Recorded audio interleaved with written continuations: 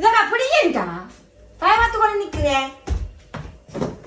டேய் உதா இல்லடா இத அப்படியேடா. கதவுற கதவுற நீங்க தான் கதவுறக்க சொன்னீங்க. இப்ப அதுக்கு இத வச்ச இத பிடிச்சு கொண்டு கதவுறவே.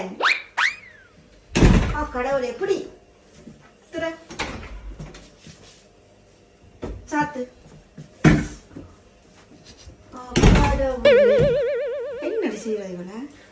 நீங்க தான் அட வழியில வச்சிருக்காங்கடா கதவு சாத்தணும். உள்ளுக்கு வச்சிட்டு கதவு சாத்தறனா உன்னை எனக்கு கூப்பிடுறேன். Okay sorry.